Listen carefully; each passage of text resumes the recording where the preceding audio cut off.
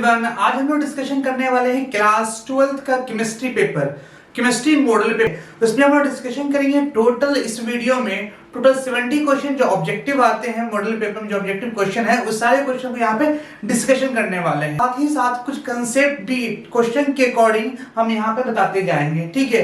तो फिर स्टार्ट करते हैं क्वेश्चन नंबर फर्स्ट से। तो क्वेश्चन नंबर फर्स्ट क्या बोल रहा है?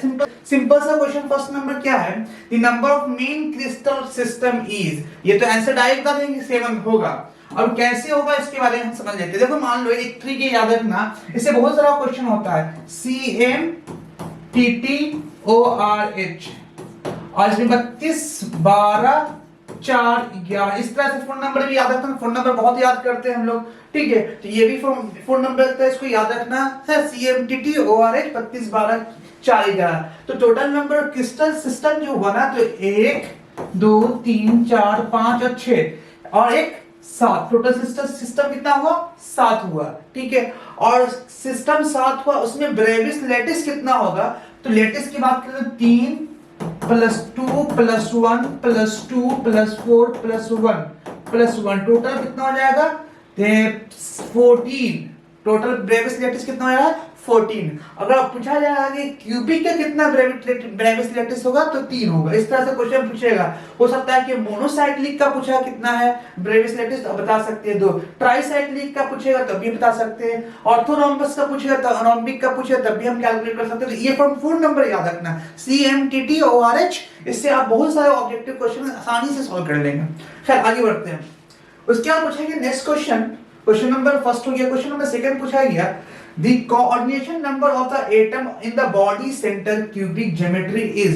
तो coordination number क्या होता है? एक एटम से कितने एटम्स कनेक्टेड हैं, कितने एटम टच हैं, उसी को उसका कोऑर्डिनेशन नंबर बोला जाता है। जब फॉर एग्जांपल अगर बॉडी सेंटर है ना, तो बॉडी सेंटर में टोटल 2 एटम्स है। इससे भी ऑब्जेक्टिव क्वेश्चन बनता है कि बॉडी सेंटर एटम्स में कितने एटम्स होते हैं, है ना। तो बॉडी सेंटर एटम्स में 2 एटम्स होता है। अब कैसे अरेंज होते हैं इसके बारे में डिस्कशन थोड़ा कर लेते हैं। तो बॉडी सेंटर क्यूबिक में क्या होता है? एक सेंटर पर एक एटम होते हैं और उसके 8 कॉर्नर, मान लो क्यूब होता है ना, क्यूब के 8 कॉर्नर पे 8 एटम होंगे। उस सेंटर पे स्फीयर से 8 अलग अलग एटम कनेक्टेड होते हैं, इसलिए बॉडी सेंटर क्यूबिक का कोऑर्डिनेशन नंबर कितना होगा?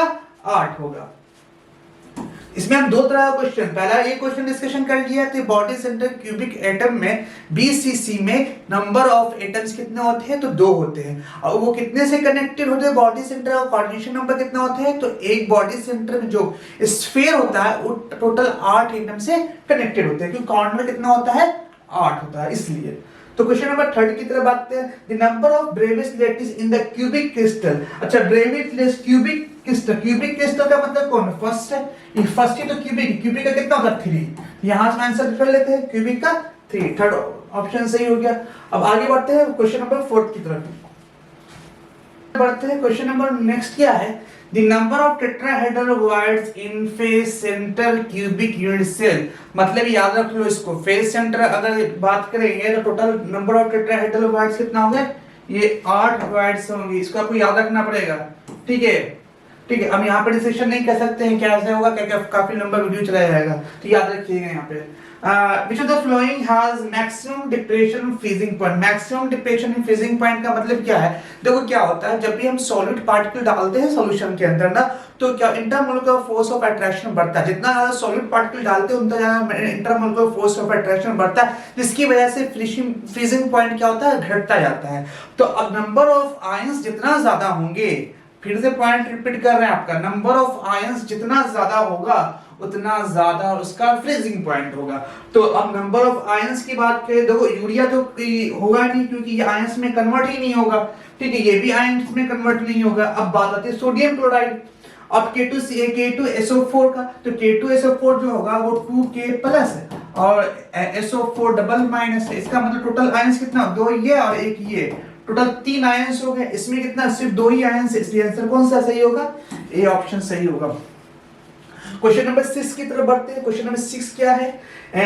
विच of the flowing an example of colligative property. देखो कोलिगेटिव प्रॉपर्टी टोटल 4 होता है। पहला है relative loading of vapour pressure, elevation in boiling point, depression in freezing point and osmotic pressure. ये 4 कोई भी आएगा तो आपको इसमें टिक लगाना होगा। पहला कौन है? Relative loading of vapour pressure, elevation in boiling point, depression in freezing point and osmotic pressure. तो यहाँ पे देखते हैं कौन सा है, elevation in boiling point. Elevation in relative loading of vapor pressure, elevation in boiling point, depression in freezing point and osmotic pressure. Next question है question number देखते हैं। हाँ, क्या निकालना है इसमें?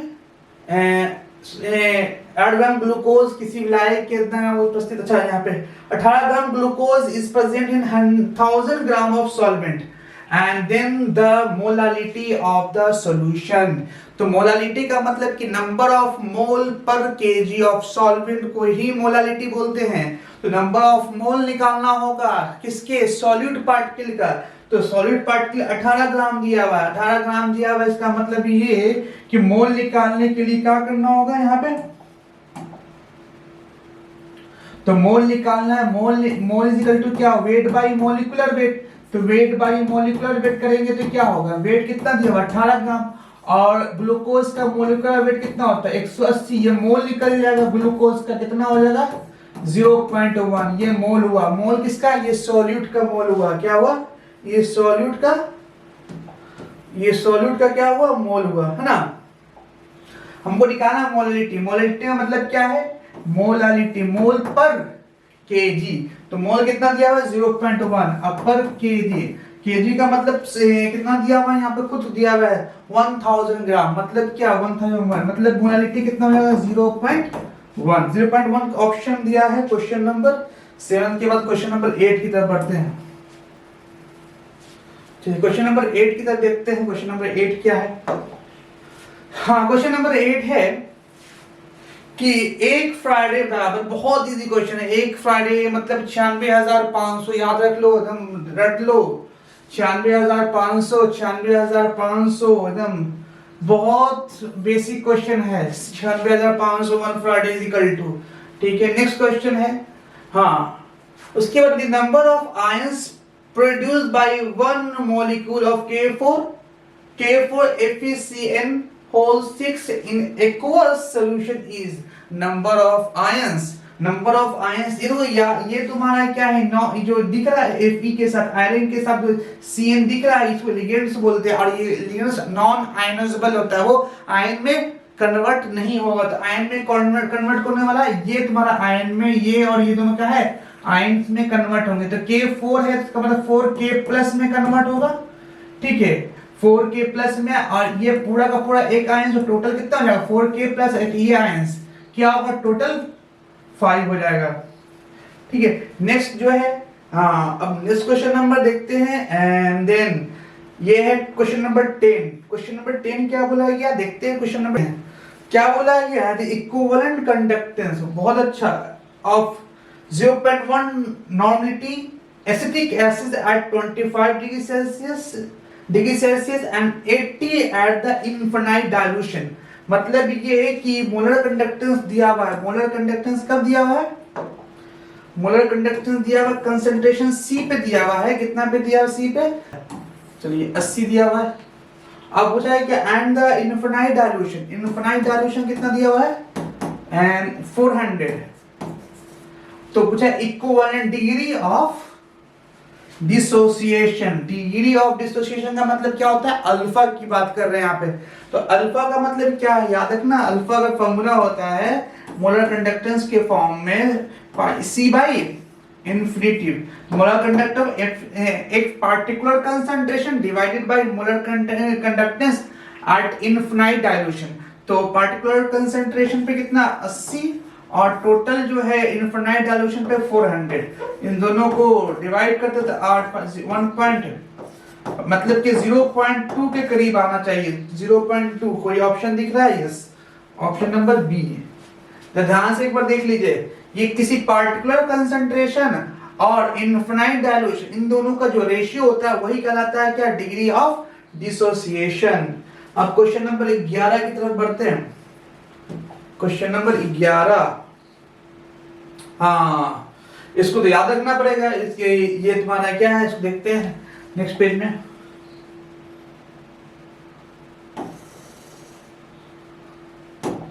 हाँ, standard reduction potential of copper zinc, copper zinc AgFe। तो आपको कैसे याद रखना होगा, हम तो याद किए हुए, तो आपको याद रखें, ध्यान दीजिएगा।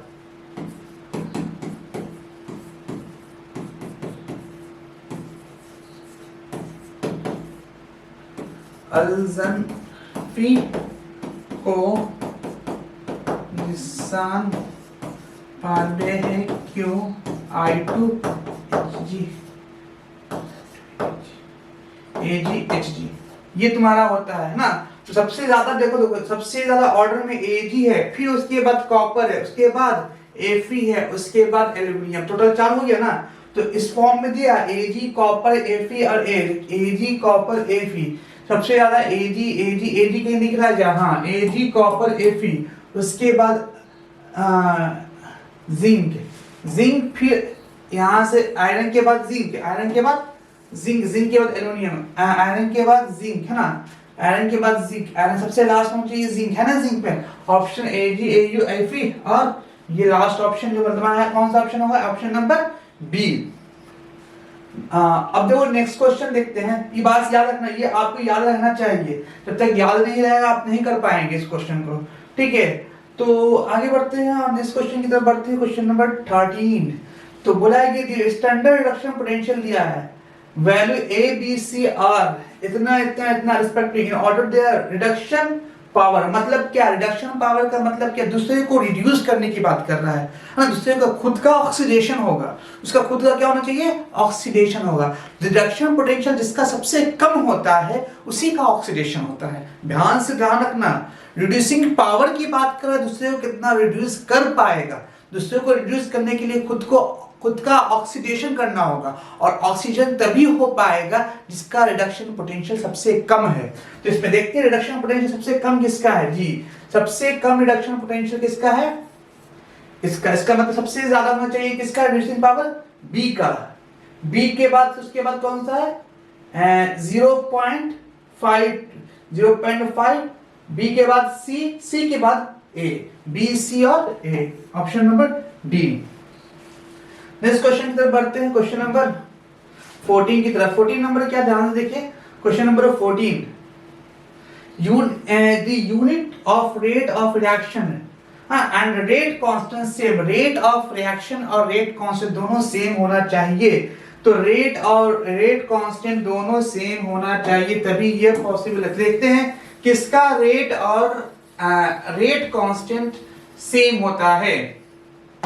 तो देखो ध्यान दे, रेट जो होता है, rate is equal to K into concentration of A, इसी तरह से होता है, इसके पावर 0, अगर 0 रखते हैं तो क्या होगा, तो रेट ऑफ यूनिट जो होगा, जो यूनिट इसका होगा वही इसका होगा, क्योंकि रेट जो होगा K के बराबर होगा, जो यूनिट इसका होगा वही इसका मतलब इसके पावर क्या होगा 0, इसलिए ऑप्शन कौन सा होगा, 14 का ऑप्शन नंबर ए होगा। अब आगे बढ़ते हैं, क्वेश्चन नंबर 15 की तरफ देखते हैं। क्वेश्चन नंबर 15 में क्या बोला देखते हैं, दिख रहा होगा साफ साफ question. For the reaction A to B, the rate of reaction should be represented by which of the following। अच्छा, तो A और B है ना, तो A से B बन रहा है, ध्यान से देखिए A से B बन रहा है। तो जैसे जैसे A की बात करें, A घट रहा होगा, B इंक्रीज कर, B पॉजिटिव में होगा और A निगेटिव में। और वो रेट को लिखते कैसे, minus D concentration dA by dt, ये बराबर होता है rate of dB by dt के। कब, क्योंकि ये बढ़ रहा होगा और ये घट रहा होगा, इसलिए इसके साथ माइनस साइन, और ये बढ़ रहा होगा इसलिए इसके साथ प्लस साइन लगाते हैं। अब देखो कोई ऑप्शन दिख रहा है क्या इसमें, dB by dt, option number B यहाँ पे निगेटिव में दिख रहा है, ध्यान से देखिए बहुत ध्यान से देखिए, बी यहाँ पे निगेटिव में, जबकि यहाँ पे बी क्या है पॉजिटिव में। तो ऑप्शन कौन सा होगा, ऑप्शन नंबर सी होना चाहिए। क्यों सी होना चाहिए, देखो क्या है, minus D A by D T, तो minus D A by D T यहाँ पे लिखा, plus D B by D T plus होना चाहिए। तो यहाँ पे D B by D T क्या है, माइनस में, इसलिए ये आंसर नहीं होगा। आंसर कौन सा होगा, आंसर नंबर सी, क्योंकि यहाँ से वो क्या हम जिसको देख रहे हैं ना, तो वहां सामने किसी रोशनी आने की वजह से ये माइनस साइन जो है ना वो सही से रिफ्लेक्ट होने की वजह से, लाइट रिफ्लेक्ट होने की वजह से क्लियर नहीं हो पा रहा था। खैर बात समझ में आ गई, इसलिए थोड़ा सा कंफ्यूजन हो गया यहाँ पे। Which of the flowing factor affect the rate of chemical reaction? देखो rate of chemical reaction temperature पे डिपेंड करता है, ठीक है, कंसंट्रेशन पे डिपेंड करता है, प्रेशर पे डिपेंड करता है, ऑल ऑफ दीज है, ऑल ऑफ दीज। अब एंजाइम इज ए, अरे बहुत इजी क्वेश्चन है। एंजाइम जरा सोचिए एंजाइम क्या हो सकता है। Enzyme is a, enzyme is a protein, enzyme is a protein. Next है टिंडाल इफेक्ट, मतलब 19 नंबर का क्या था हिंदी था, हाँ, which of the following is with Tyndall effect. Tyndall effect कौन सा होता है, जो सस्पेंशन मतलब सोल जो होता है वही क्या दिखाता है, टिंडाल इफेक्ट दिखाता है। ऑप्शन कौन सा होगा, सी सही होगा, याद रखना है सब चीज। Milk is the example which of the following, अरे मिल्क क्या है, एक सस्पेंशन है, क्या है, सोल है, क्या है। देखो जब टिंडाल इफेक्ट शो कर रहा है which of the following, milk is the example of following, milk क्या है, बहुत इंपॉर्टेंट क्वेश्चन है, 20 बहुत पूछा जाता है इस तरह का question. Milk is a suspension, milk is a क्या है, सस्पेंशन है। नेक्स्ट क्वेश्चन देखते हैं, क्वेश्चन नंबर क्या है next, what is the approximate heat energy involve in the physical absorption. तो फिजिकल एब्जॉर्प्शन में कौन सा हीट रिलीज होता है, तो आंसर होगा ए ऑप्शन। ऑप्शन कौन सा सही होगा, option number A. Next question है फास्फोरस पेंटाऑक्साइड इज ए। ये सब थ्योरेटिकल क्वेश्चन है, आपको याद रखना होगा, थ्योरेटिकल क्वेश्चन को आपको याद रखना होगा, इसलिए क्वेश्चन करवाया जा रहा है। 2 से 3 बार एटलीस्ट इसको देख लीजिए, जिससे आपके माइंड में रहेगा और एग्जामिनेशन हॉल में डायरेक्ट क्वेश्चन तुमको मिलेगा इस तरह का। ऑब्जेक्टिव में बिहार बोर्ड के लिए काफी ज्यादा इंपॉर्टेंट हो जाता है, क्योंकि 40% जो क्वेश्चन जो आते हैं ना ऑब्जेक्टिव टाइप आते हैं, तो ऑब्जेक्टिव पे आपको यहाँ पे अगर फुल मार्क्स मिल जाता है तो बहुत हमारे परसेंटेज में क्या होगा, इनहांसमेंट बहुत इंक्रीमेंट होगा, इसलिए बड़ा ध्यान से ऑब्जेक्टिव क्वेश्चन कीजिए। नेक्स्ट क्वेश्चन है limestone is used to doing the extraction of iron from the hematite ore as. तो ऑप्शन क्या है, ये जो है वो साइनाइड प्रोसेस से क्या करते हैं, क्या करते हैं, ऑब्टेन करते हैं। कौन सा ऑप्शन सही होगा, silver, option number C. And galena is the ore of which of the following metal. तो ये लीड होता है, लीड का एग्जांपल है ना। तो अब sulphides ore are concentrated by froth flotation process, froth flotation process से। तो ये अब बिल्कुल जो है एकदम थ्योरेटिकल है, इस तरह का क्वेश्चन डायरेक्ट पूछा जाएगा, तो बड़ा ध्यान से देखिएगा इस क्वेश्चन को। हाँ ये क्वेश्चन बड़ा आसान सा है। Chlorine react with excess of ammonia to form. तो क्लोरीन रिएक्शन करता है ना एक्सेस ऑफ एमोनिया के साथ, तो एमोनिया क्लोराइड बनाता है। एमोनिया क्लोराइड कहीं दिख रहा है, तो हाँ N2 प्लस एमोनिया क्लोराइड। अब नेक्स्ट क्वेश्चन है question number 20, which of the following has p pi d pi bonding। p pi d pi bonding कहने का मतलब क्या होता है, जो क्या होगा p pi d pi bonding का मतलब क्या है, p ऑर्बिटल और d ऑर्बिटल के बीच ओवरलैपिंग होने के बाद जो बॉन्ड बनता है उसको बोलते हैं p pi d pi bonding. तो यहाँ पे देखना पड़ेगा किसके पास d ऑर्बिटल है, किसके पास p ऑर्बिटल है। d ऑर्बिटल और p ऑर्बिटल से हम बता सकते हैं कि कौन d pi या b pi बॉन्डिंग करेगा। तो देखो यहाँ पे नाइट्रोजन के पास कोई भी डी ऑर्बिटल नहीं होता है, इसलिए D pi P by bonding की बात ही नहीं कर सकते हैं। उसके बाद कार्बन की बात करें तो कार्बन तो कर सकता है, नहीं कर सकता, उसके पास भी डी ऑर्बिटल नहीं, क्योंकि ये तुम्हारे पी ऑर्बिटल में कार्बन होता है, वो भी नहीं हो सकता है, इसलिए बी भी हो नहीं सकता। इसका ऑप्शन नंबर कौन सा होगा, ऑप्शन होगा डी नंबर। ऑप्शन कौन सा होगा, डी, इसको रखिए डी नंबर। नेक्स्ट क्वेश्चन है element of group 16 are called, है ना, 16 आर कॉल्ड। जो हैलोजन होता है उसके जस्ट बगल में जो होता है उसको बोलते हैं चाल्कोजेन। आंसर जो होगा B number. The element showing the highest oxidation state. तो एलिमेंट जो होता है जो हाईएस्ट ऑक्सीडेशन स्टेट कौन रखता है, ऑप्शन है highest oxidation state nickel, iron, chromium, manganese. ये मैक्सिमम +7 रखता है, ध्यान रखना +7। हो सकता है कि दे दे कि ये एलिमेंट जो है मैक्सिमम ऑक्सीडेशन स्टेट कितना रखता है, तो +7। इस तरह से क्वेश्चन पूछा जाता है। हाँ, in which the following 4f energy level of the 4f energy level, याद रखना दो तरह का 4F होता है, ध्यान से देखिए 4F और 5F। लेथनाइट्स ऑप्शन है, actinides, transition metal and alkali lanthanides. 4F कौन सा होगा? लेथनाइट्स, और 4F लेथनाइट्स, ठीक है। अब इसमें पूछा गया है chromium coordination number of chromium, तो कोऑर्डिनेशन नंबर क्रोमियम का कितना होगा? कोऑर्डिनेशन नंबर के बारे में पहले भी बताया है कि अगर एक एटम से कितने नंबर ऑफ एटम्स कनेक्टेड होते हैं उसी को बोलते हैं उसका कोऑर्डिनेशन नंबर। देखो ये तुम्हारा C2O4 दिखता है, ऑक्सिलेट होता है। ऑक्सिलेट जो है बाइडेंटेड होता है। ऑक्सिलेट क्या होता है? बाइडेंटेड होता है। अच्छा, बाइडेंटेड होता है, उसके पास दो ऐसा डेंसिटी है जिसके साथ वो क्या बना सकता है, वो अपनी डेंसिटी शो कर सकता है क्रोमियम के साथ। जबकि बाइडेंटेड होने के साथ साथ ऐसा 3 ऑक्सिलेट है, तो एक क्रोमियम एक ऑक्सिलेट के पास 2 डेंटेड है, इससे 3 है, इसका मतलब 3 दूनी 6, टोटल कितने हो जाएंगे? 6 हो जाएंगे। Option number D. निम्नलिखित में कौन सा अनुचुंबकीय है? अनुचुंबकीय की बात करेंगे ना, अनुचुंबकीय मतलब क्या देखते हैं। अनुचुंबकीय का मतलब अनुचुंबकीय विच इज फ्लोइंग इज पारामैग्नेटिक। देखो पारामैग्नेटिक को चेक करने के लिए सबसे पहले अनपेयर्ड इलेक्ट्रॉन को देखते हैं। जिसके पास अनपेयर्ड इलेक्ट्रॉन होगा वही पारामैग्नेटिक होगा। जिसके पास अनपेयर्ड इलेक्ट्रॉन होगा वही क्या होगा? पारामैग्नेटिक होगा। तो अब यहाँ पे सारे का पारामैग्नेटिक को चेक करने के लिए हमको अनपेयर्ड इलेक्ट्रॉन देखना पड़ेगा। निकेल का, है ना, निकेल का, कॉपर का, सारे का क्या देखना पड़ेगा? Unpaired electron. तो अनपेयर्ड इलेक्ट्रॉन निकालने के लिए क्या करते हैं? Electronic configuration. क्या करते हैं? इलेक्ट्रॉनिक कन्फिगरेशन कैलकुलेट करते हैं सबका। तो निकेल का इलेक्ट्रॉनिक कन्फिगरेशन, कॉपर का सबका अनपेयर्ड इलेक्ट्रॉन है।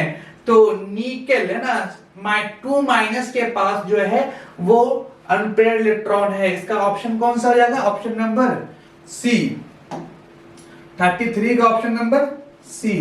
अब इसको कैलकुलेट करेंगे तो थोड़ा सा लंबा वीडियो जाएगा, लेकिन आप इलेक्ट्रॉनिक कन्फिगरेशन ऐसे निकाल सकते हैं 1s2 2s2 इस तरह से, 1s2 2s2 2p6 3s2 इस तरह से इलेक्ट्रॉनिक कन्फिगरेशन निकालिएगा तो आपका कैलकुलेट हो जाएगा। तो आप एक बार करके चेक कीजिए कि अभी जस्ट वीडियो में ही वीडियो को पॉज करके आप कोशिश कीजिए कि चेक कर लें, ठीक है, क्योंकि बाद में भी आपसे नहीं होने वाला है। बाद में मतलब कि आप भूल जाएंगे, इसलिए आप चेक करके देखिए। इसमें क्या है? अनपेयर्ड इलेक्ट्रॉन है।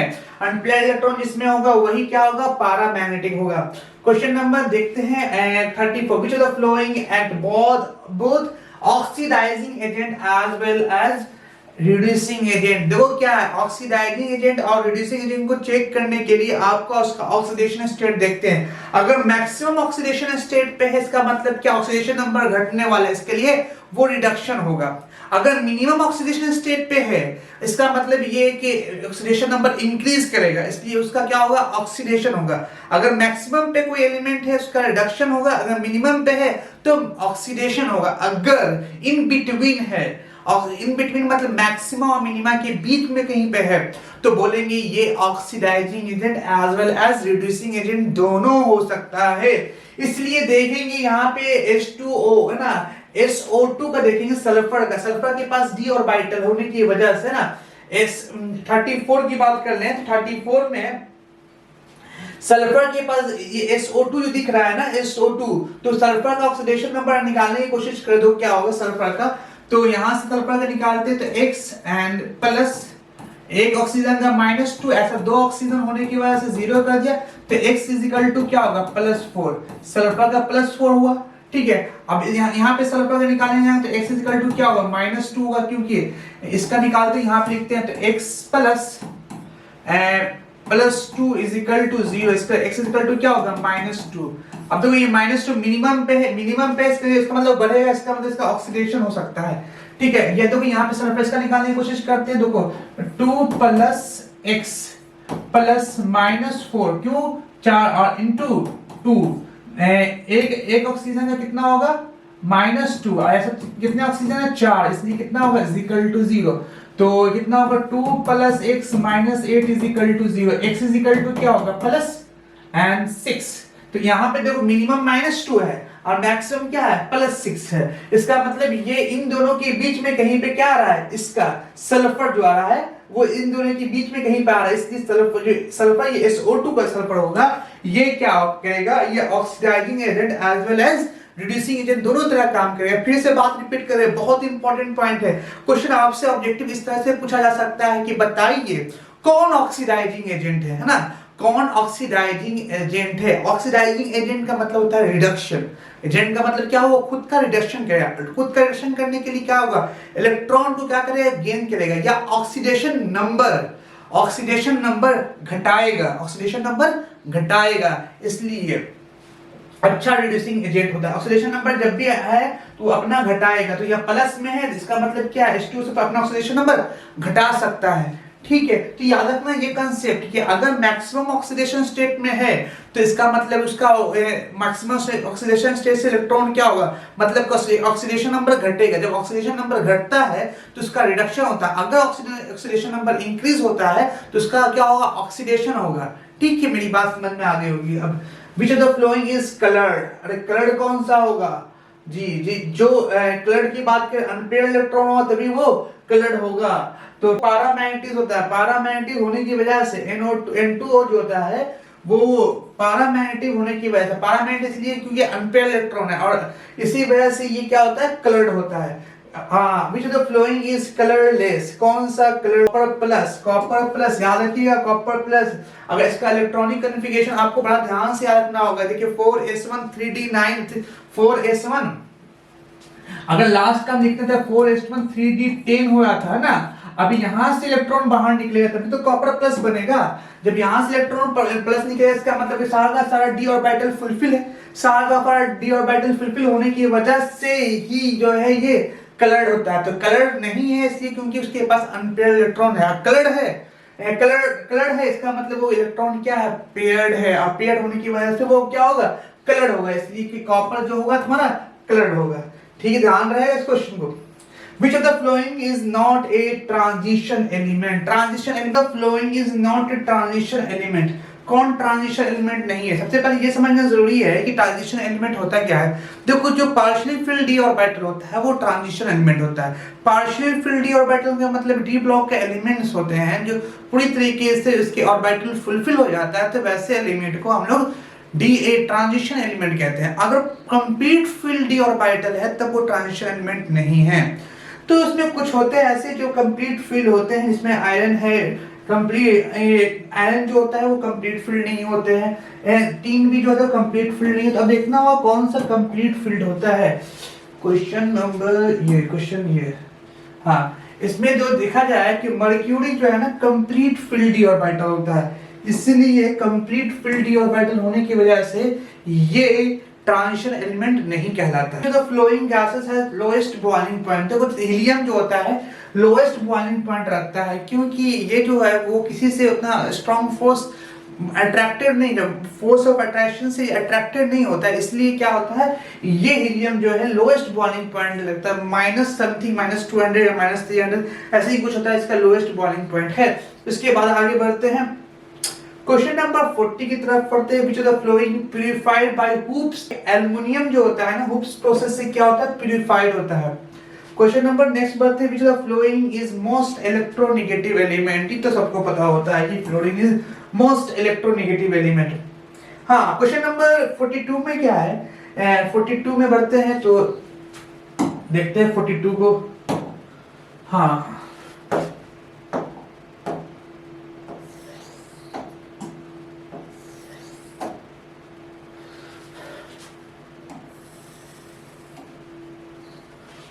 में क्या है, which of the following does not exist, मतलब कौन नहीं होता है। तो एक है नियॉन के साथ है, एक क्या है जिनॉन के साथ है। तो ध्यान रखिए जो नियॉन के साथ जो होता है ना, वो जो है इसका साइज जो होता है छोटा होने की वजह से वो किसी से रिएक्ट नहीं करता, जनरली वो किसी से रिएक्ट नहीं करता है। और ये नोबल गैस है, जितना भी हीलियम नियॉन आर्गन क्रिप्टन सब क्या है वो नोबल गैस है। लेकिन जो जिनॉन है वो ऑक्सीजन और फ्लोरीन के साथ बॉन्ड बना देता है, लेकिन नियॉन नहीं बनाता। ये याद रखना, नियॉन की नहीं बना पाता है। तो नियॉन रखना क्या इसका एग्जांपल में। ठीक, नेक्स्ट क्वेश्चन है which of the flowing does not form hydrogen bond. हाँ, हाइड्रोजन बॉन्ड के लिए फोन याद रखना। हाइड्रोजन बॉन्ड के लिए क्या याद रखना, फोन। तो फ्लोरीन, ऑक्सीजन और नाइट्रोजन, ये तीन तो क्या बनाता है, हाइड्रोजन बॉन्ड बनाता है, वरना और कोई भी हाइड्रोजन बॉन्ड नहीं बनाता है। इसलिए कौन सा ऑप्शन देखिए यहाँ पे क्लोरीन है, ये सही होगा ये, क्योंकि ये हाइड्रोजन बॉन्ड नहीं बनाता है।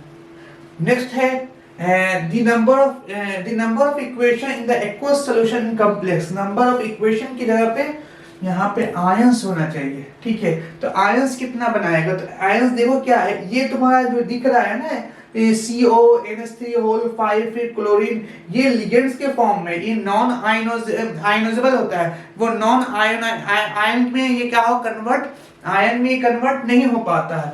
ये जो दिख रहा है ये तुम्हारा आयन में कन्वर्ट नहीं हो पाता है। तो कन्वर्ट कौन होगा, ये 2Cl- होगा और ये पूरा एक कंपाउंड होगा प्लस में, इसका मतलब 2 1 3, ऑप्शन कौन सा होगा, ये ऑप्शन सही होगा। क्वेश्चन नंबर बात करते हैं, which of the flowing give iodoform test, कौन आयोडोफॉर्म टेस्ट देता है। आयोडोफॉर्म टेस्ट का मतलब ये याद रखना, देखो 3 तरह का टेस्ट होता है, Tollens test, Fehling solution test और आयोडोफॉर्म टेस्ट। ये तीनों एल्डिहाइड जो है ना, ये तीनों टेस्ट देता है, एल्डिहाइड ये तीनों टेस्ट देता है। यहाँ पे एल्डिहाइड ये दिख रहा है सी ऑप्शन, इस तरह का कंपाउंड है HCO और यहाँ पे ये एल्डिहाइड याद रखना, क्योंकि पूछ सकता है आपसे, हो सकता है आपसे पूछे कि टॉलरेंस टेस्ट कौन देता है, या आपसे फेलिंग सॉल्यूशन टेस्ट पूछ दे, या आयोडोफॉर्म टेस्ट। ये तीनों टेस्ट जो है एल्डिहाइड देता है, तो पूछा कौन सा है, आयोडोफॉर्म टेस्ट, एल्डिहाइड, ये वाला ऑप्शन सही होगा। अब नेक्स्ट जो क्वेश्चन है, क्वेश्चन नंबर 46 के लिए नेक्स्ट पेज चेंज करना पड़ेगा, नेक्स्ट पेज चेंज करना पड़ेगा 46 के लिए।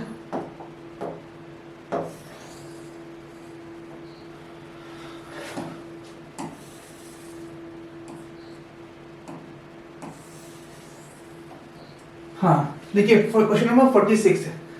अब क्वेश्चन नंबर 46 क्या बोला है, conversion of alkyl halide into alcohol by the reaction of aqueous KOH। Alkyl halide का मतलब समझ रहे हो ना, ये RX, ये RX वो रिएक्शन किससे कर रहा है, reaction with KOH।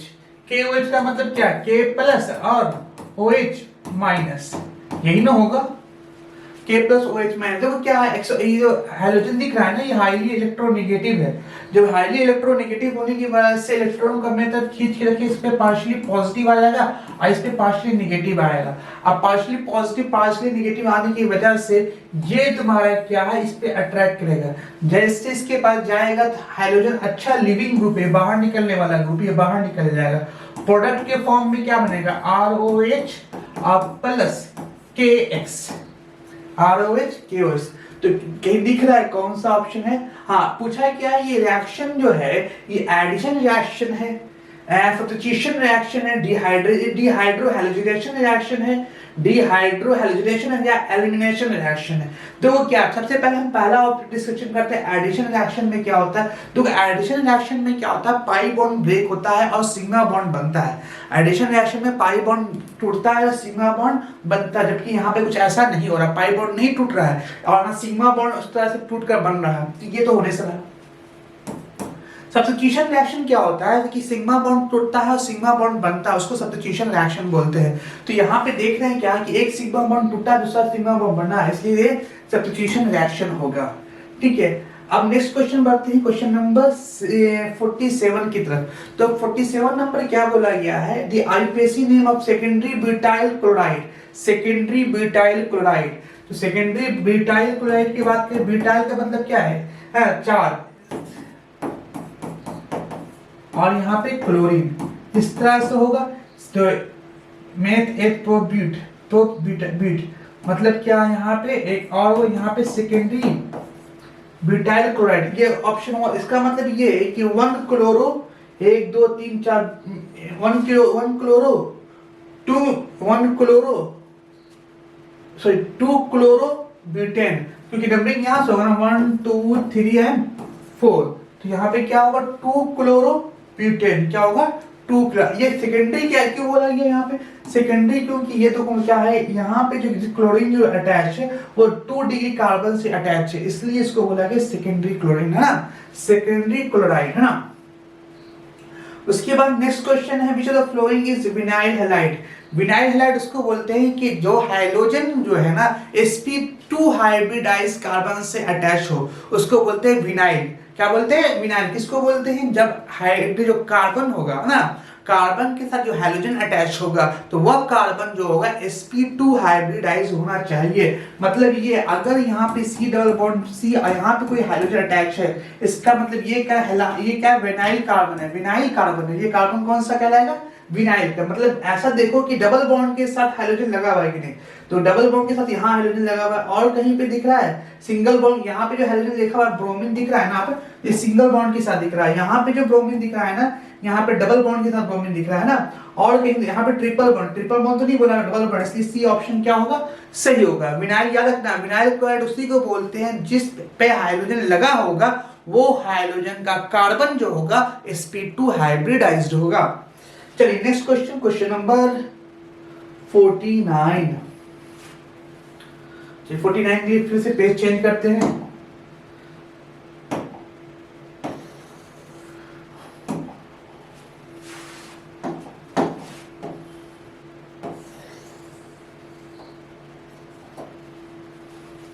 The flowing is used as तो ऑप्शन कौन सही होगा?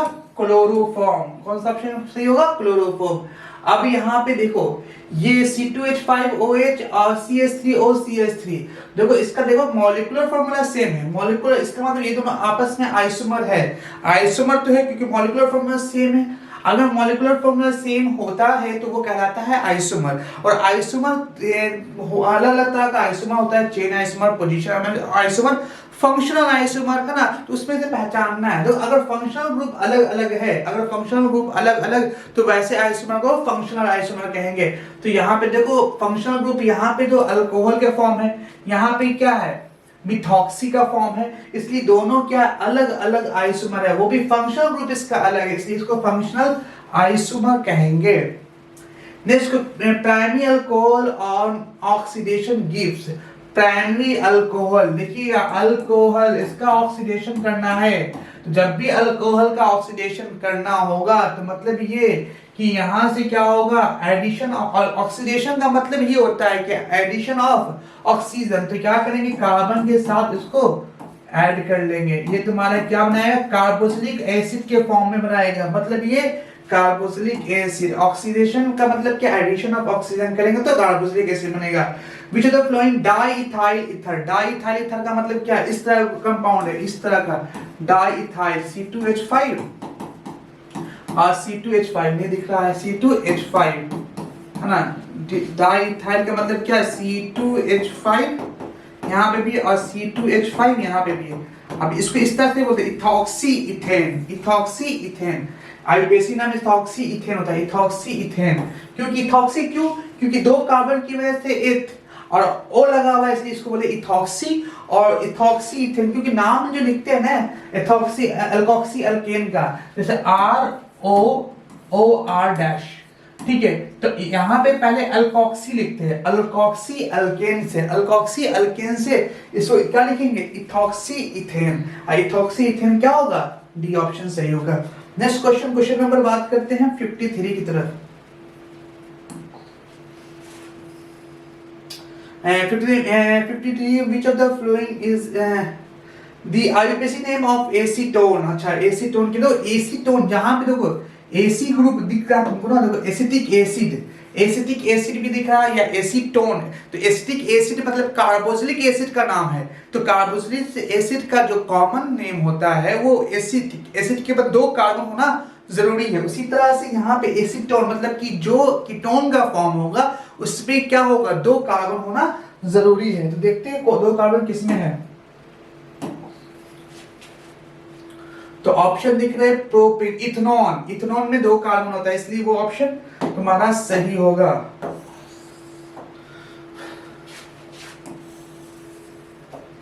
इथेनॉन क्या है? तुम्हारा सही ऑप्शन होगा। अब बात करते हैं डी नंबर हो गया इथेनॉल, है ना। नेक्स्ट क्वेश्चन है, question which of the following is obtained from heating the formaldehyde with NOH। देखो फॉर्मल्डिहाइड विद NOH, फॉर्मल्डिहाइड का मतलब ये है, ध्यान से देखिए, ये फॉर्मल्डिहाइड है ना, ये फॉर्मल्डिहाइड, इसी को बोलते हैं फॉर्मल्डिहाइड। इसको हीट के साथ बना रहे हैं, क्या हीट भी दे रहे हैं और साथ साथ NaOH भी डाल रहे हैं। देखो पढ़ा होगा क्या, कैनोनिज़ारो रिएक्शन, कैनोनिज़ारो रिएक्शन। इसमें क्या होता है कि दो मोल सेम कंपाउंड लेते हैं, दो मोल सेम कंपाउंड लेते हैं, एक का ऑक्सीडेशन होता है दूसरे का रिडक्शन होता है। अगर इसका ऑक्सीडेशन होगा तो ये कार्बोक्सिलिक एसिड में कन्वर्ट होगा, इसका रिडक्शन होगा तो वो अल्कोहल में कन्वर्ट होगा। किसमें? अल्कोहल में कन्वर्ट। तो ऑक्सीडेशन का मतलब क्या, अगर देखा जाए ऑक्सीडेशन का मतलब C=OH। अब यहां से क्या करेंगे, H यहां से H को हटाकर यहाँ पे अगर OH लगा दिया तो ऑक्सीडेशन हो गया। और अगर हम इसका रिडक्शन करना चाहते हैं, इसकी का क्या रिडक्शन करना चाहते हैं तो हम क्या करें, यहाँ से बॉन्ड तोड़ के यहाँ पे हाइड्रोजन लगा देंगे तो ये क्या कन्वर्ट हो जाएगा, ये क्या अल्कोहल में कन्वर्ट हो जाएगा। मतलब ये ऑक्सीडेशन में OH को हटाते हैं और रिडक्शन में हाइड्रोजन को ऐड करते हैं। हाइड्रोजन को ऐड करेंगे तो क्या होगा, वो अल्कोहल में कन्वर्ट होगा। इसलिए कहीं पे देख लो होगा अल्कोहल भी होना चाहिए और साथ साथ हाँ सोडियम फॉर्मेट है ना, मिथाइल अल्कोहल और सोडियम फॉर्मेट दोनों होना चाहिए। बी ऑप्शन सही है। ठीक है, उसके बाद नेक्स्ट क्वेश्चन की तरफ बढ़ते हैं। देखो हेलो, हाँ नेक्स्ट क्वेश्चन की तरफ बढ़ते हैं। नेक्स्ट क्वेश्चन क्या है देखते हैं। हाँ HCN, देखो रिएक्शन ऑफ CH3COON HCN, तो ये प्रोडक्ट बन रहा है। तो इलेक्ट्रोफाइलिक सब्स्टिट्यूशन, न्यूक्लियोफाइलिक सब्स्टिट्यूशन है ना, ये क्या है ये देख लेते हैं ना। हाँ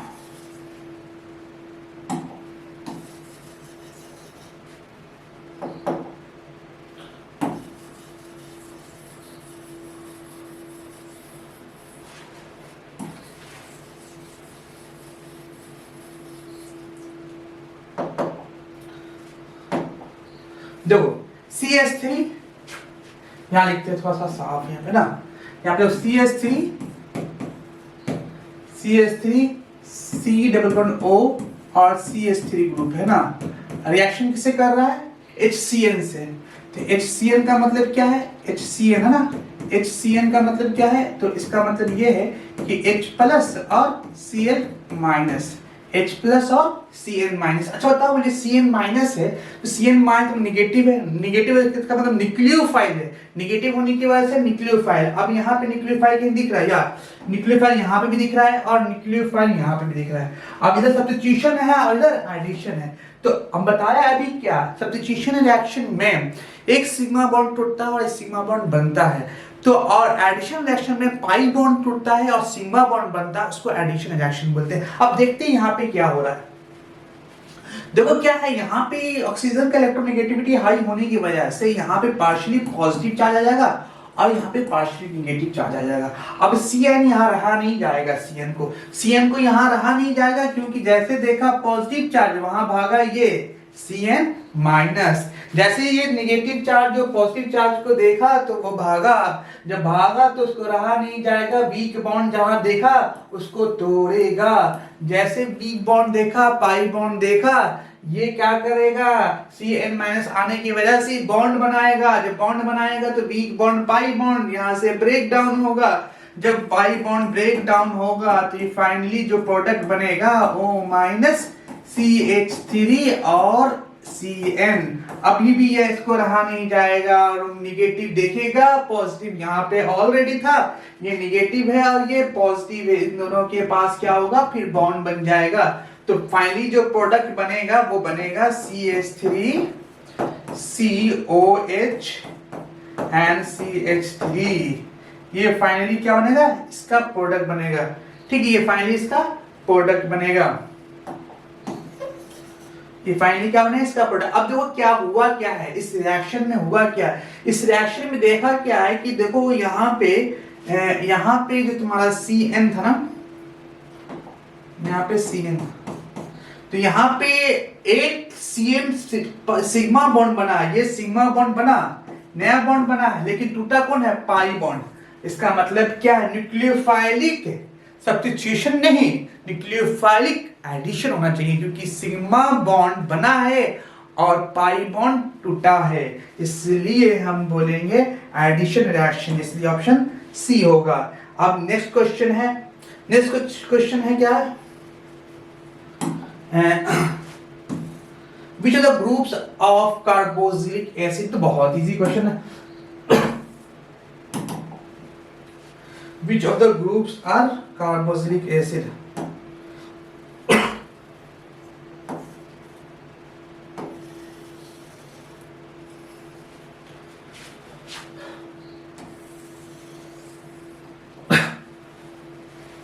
ये तो बहुत इजी क्वेश्चन है। इसका ऑप्शन कौन सा होगा?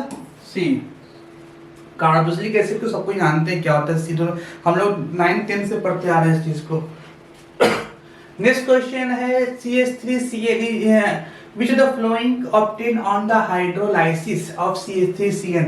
देखो CH3CN जैसे हाइड्रोलाइसिस की बात आती है ना, ट्रिक दिमाग में बैठा लो, जितना बॉन्ड होगा ना, है ना, जितना भी बॉन्ड दिख रहा है उसको ब्रेक करना, वहां पे OH लगा देना चुपचाप। तो CH3 हाइड्रोलाइसिस की बात करें तो OH यहाँ, OH यहाँ और यहाँ पे OH। अब कभी भी एक OH पे एक कार्बन पे 3 OH स्टेबल नहीं होता, हमेशा 3 OH एक कार्बन पे रह ही नहीं सकता, इसलिए H2O बाहर निकलेगा। जब H2O बाहर निकलेगा मतलब क्या, यहाँ से H प्लस, यहाँ से OH माइनस बाहर निकल जाएगा। जैसे बाहर निकलेगा तो देखो CH3 COH तो ये वाला होगा। अब यहाँ पे देखो, यहाँ से जो है ये H प्लस लेके गया, यहाँ पे नेगेटिव छोड़ के गया, अब यहाँ OH माइनस लेके गया, यहाँ पे पॉजिटिव छोड़ गया, इन दोनों के बीच में क्या बन जाएगा? बॉन्ड। तो क्या बनेगा? Carboxylic acid. दिख रहा है कहीं पे? हाँ, ये which of following in hydrolysis, तो क्या बनेगा? कार्बन से। 57 number. Which of the following 58 number क्या बोल रहा है? Which of the following can represent by molecular formula C3H9 और नाइट्रोजन। तो देखते हैं, बनाकर देखते हैं। कार्बन, 3 कार्बन लगा दिया पहले। मुझे कितना हाइड्रोजन चाहिए टोटल हाइड्रोजन मेरे पास कितना है? 9 हाइड्रोजन है, 1 नाइट्रोजन है। तो पहले CH3 3 हाइड्रोजन लास्ट में तो रहेगा ही रहेगा, 3 3 6 खत्म हो गया। अगर बात करते हैं 1 नाइट्रोजन लगा दिया, अब हाइड्रोजन कितना बचा है? हाइड्रोजन बचा है कितना? 3 3 6, और यहाँ पे एक बॉन्ड बाकी बॉन्ड बना दिया, और यहाँ पे 2 हाइड्रोजन लगा दिया, टोटल हो गया 9 हाइड्रोजन। ठीक है, अब इसका नाम क्या लिखेंगे?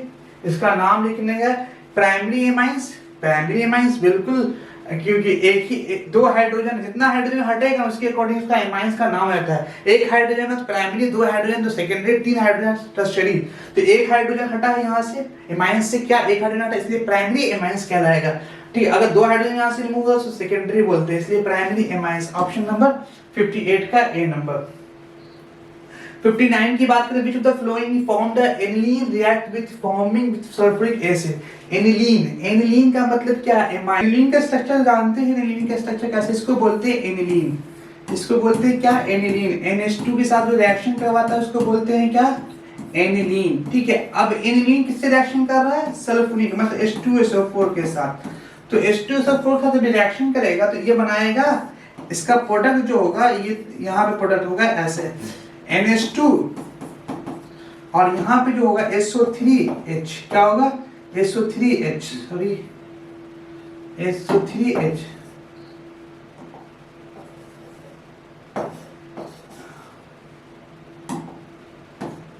SO3H, और इसी को बोलते हैं एनिलीन भी है और सल्फोनिक एसिड भी, दोनों कंबाइन है। तो ऐसा कुछ है, देखो सल्फेनिलिक, सल्फेनिलिक एसिड है ना, क्या इसको बोलते हैं? सल्फेनिलिक एसिड। ध्यान रखना, ऑप्शन क्या होगा? एनिलीन भी है। क्वेश्चन नंबर 60 की तरफ बढ़ते हैं। The reaction in which the primary amines react with chloroform and ethanoic KOH, chloroform और इथेनोइक KOH, तो क्लोरोफॉर्म भी होगा और इथेनोइक KOH होगा, और प्राइमरी एमाइंस है। तो एमाइंस है तो कोल्बे में तो क्या होता है? कार्बन कार्बन ऐड होता है, कोल्बे तो होने से रहा।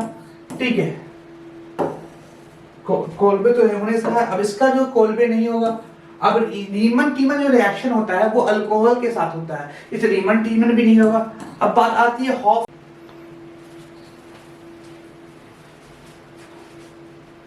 हाँ, अब नेक्स्ट क्वेश्चन देखते हैं। क्वेश्चन नंबर कौन सा है? क्वेश्चन नंबर है which of flowing form when aniline reacts with fuming sulphuric acid मतलब क्या है, एनिलीन जो है ना, तो एनिलीन का स्ट्रक्चर जानते हैं, एनिलीन का स्ट्रक्चर कैसे, इसको बोलते हैं एनिलीन, इसको बोलते हैं क्या, एनिलीन। NH2 के साथ जो रिएक्शन करवाता है उसको बोलते हैं क्या, एनिलीन। ठीक है, अब एनिलीन किससे रिएक्शन कर रहा है, सल्फ्यूरिक मतलब H2SO4 के साथ।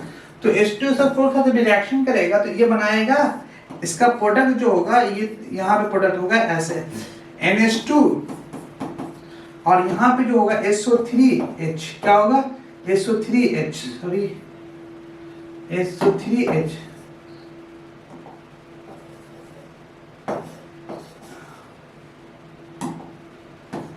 SO3H, और इसी को बोलते हैं एनिलीन भी है और सल्फ्यूरिक एसिड भी, दोनों कंबाइन है। तो ऐसा कुछ है, देखो सल्फेनिलिक, सल्फेनिलिक एसिड है ना, क्या इसको बोलते हैं, सल्फेनिलिक एसिड।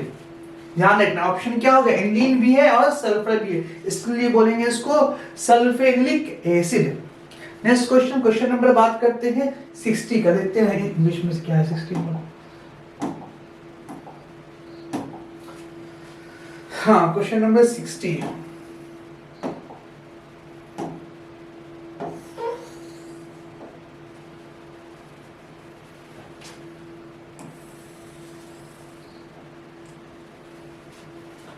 क्वेश्चन नंबर 60 की तरफ बढ़ते हैं। The reaction in which the primary amines react with chloroform and ethanoic KOH, chloroform और इथेनोइक KOH, तो एक क्लोरोफॉर्म भी होगा और इथेनोइक KOH होगा, और प्राइमरी एमाइंस है।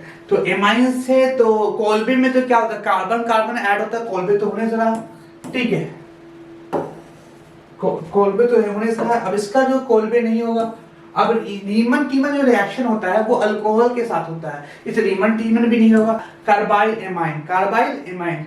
Next question, the hydrolysis of sucrose is inversion, इसको क्या बोलते हैं, इनवर्जन के फॉर्म में सुक्रोज जो इनवर्जन क्या होगा, इनवर्जन होगा। अगला देखते हैं क्वेश्चन नंबर, नेक्स्ट जो है functional group present in amino acid, amino acid में कौन कौन सा पाया जाता है, दोनों पाया जाता है, ए बी और बी, ऑप्शन कौन सा होगा, डी ऑप्शन दोनों। अब night blindness is due to the deficiency of vitamin A, क्यों होता है, विटामिन ए इसलिए होता है क्योंकि होता है क्या है कि जो रेटिना से एक पिगमेंट निकलता है, और जो एक विटामिन ए है ना वो पिगमेंट को निकालने में हेल्प करता है, इसीलिए है ना, अगर कम हो जाता है ना तो रेटिना सही से प्रॉपर वर्क नहीं करता, इसलिए इसकी डिफिशियंसी होने की वजह से ये क्या होना चाहिए, नाइट ब्लाइंडनेस होना शुरू हो जाता है। नेक्स्ट नंबर, क्वेश्चन नंबर 64, तो नेक्स्ट पेज की तरफ बढ़ते हैं। नेक्स्ट क्वेश्चन है, which of the following component not produced by our body, non essential है ना, नॉन एसेंशियल, एसेंशियल दो तरह का होता है, एक एसेंशियल है, एसेंशियल मतलब बाहर से जो लेते हैं ना वो एसेंशियल होता है, तो प्रोटीन विटामिन जो होता है वो बॉडी नहीं बना पाता है, इसको हम बाहर से लेना पड़ता है ना, इसलिए हम एसेंशियल विटामिन जो होते हैं वो एसेंशियल होते हैं, और सब नॉन एसेंशियल, वो बाहर से लेने की जरूरत आपको नहीं है, इसलिए वो नॉन एसेंशियल है, वो बॉडी खुद बनाता है। Which of the following is not a macromolecule, macromolecule याद रखना, ये सब आपको डीएनए होता है, इंसुलिन, स्टार्च, ये सब माइक्रो होता है, इसलिए मैक्रो कौन होता है, पैल्मिटेट। एंड नेक्स्ट जो है the first industry synthesis rubber, rubber जो मिथाइल रबर जो होता है, मिथाइल जो फर्स्ट सिंथेसिस रबर है, क्या है, इंडस्ट्री फर्स्ट सिंथेसिस रबर, पहले जो इंडस्ट्री में बनाया गया रबर जो होगा वो मिथाइल रबर होगा। नेक्स्ट क्या, organ is the polymer of which of the following, तो इसको बोलेंगे क्या, ये क्या होता है, एक्राइलोनाइट्राइल, यही तुम्हारा क्या है सही ऑप्शन होगा। नेक्स्ट क्वेश्चन 67 के बाद आते हैं 68 की तरफ, 68 की तरफ देखते हैं, और 68 नंबर में है purine base which of the flowing RNA, हाँ गुआना है ना, क्या होगा इसका ऑप्शन, याद रखना है सब चीज। Which of the following is not correct order of nucleic acid, not correct बोल रहा है ना, phosphate base and sugar, phosphate base and sugar, B option में है phosphate base and sugar. Which of the following is carbohydrates in the essential compound in plant, plant में cellulose है ना, cellulose, तो ये फाइनली 20 क्वेश्चन जो है तुम्हारा खत्म हो चुका मॉडल पेपर का। तो हम लोग अब आगे बढ़ेंगे, नेक्स्ट जो फिजिक्स के लिए मॉडल पेपर का कुछ क्वेश्चन करेंगे हम लोग यहाँ पे। हाँ, आपको किसी तरह का भी हेल्प की जरूरत पड़े या इस तरह का पीडीएफ फॉर्म आपको चाहिए ऑब्जेक्टिव का, सब्जेक्टिव का, या आपको नोट्स प्रोवाइड करना है, तो मेरे टेलीग्राम को ज्वाइन कर लिया। आपको कमेंट्स में टेलीग्राम का लिंक मिल जाएगा, ठीक है। डिस्क्रिप्शन में भी टेलीग्राम का लिंक आपको दे दिए गए, वहां से आप टेलीग्राम से आप ज्वाइन हो सकते हैं, ठीक है। आज के इतने रखते हैं।